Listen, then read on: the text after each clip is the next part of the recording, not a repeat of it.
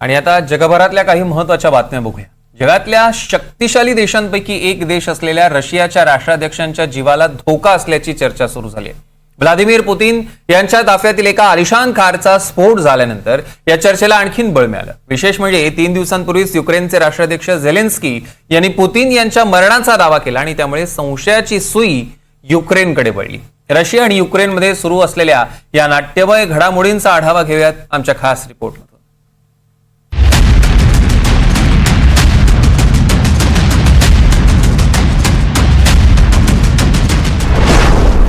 Vladimir Putin यांच्या जीवाला धोका।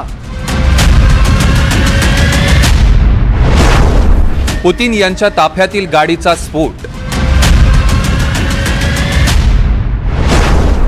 रशियन गुप्तहेर संस्थेच्या इमारतीसमोरच गाडीचा स्फोट। युक्रेनचा राष्ट्राध्यक्ष पुतिन यांच्या मरणाची भाषा करतो आणि नेमक्या 3 दिवसांनी पुतिन यांच्या ताफ्यातील गाडीचा स्फोट होतो।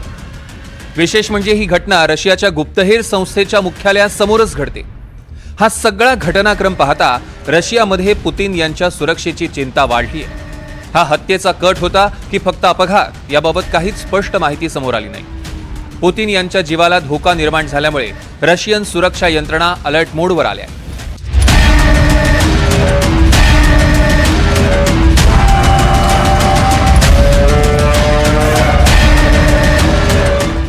26 मार्चला युक्रेनचे राष्ट्राध्यक्ष झेलेन्स्की यांनी पुतिन लवकरच मरतील असा दावा केला।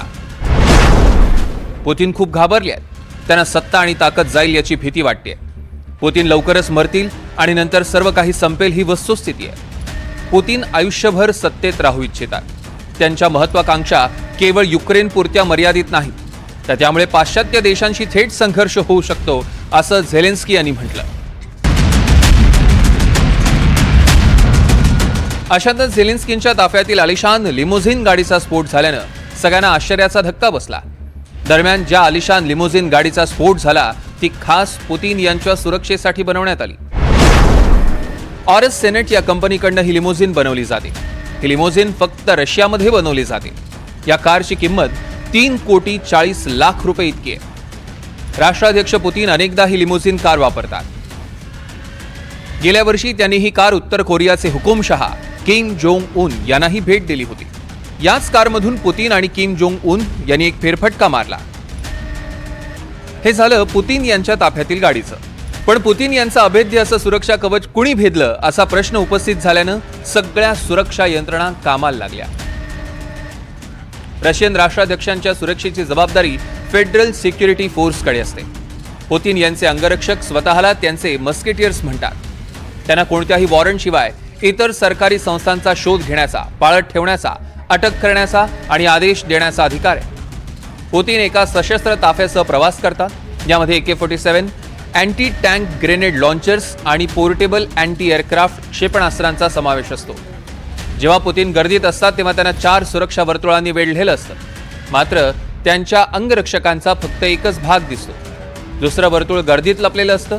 तिसरं वर्तुळ गर्दीच्या भोवती असतं। याशिवाय स्नायपर्स आजूबाजूच्या छतांवर सुरक्षा रक्षक तैनात असतात। गेल्या काही दिवसांपासून रशिया युक्रेन युद्ध थांबवण्यासाठी अमेरिकेनं पुढाकार घेतला।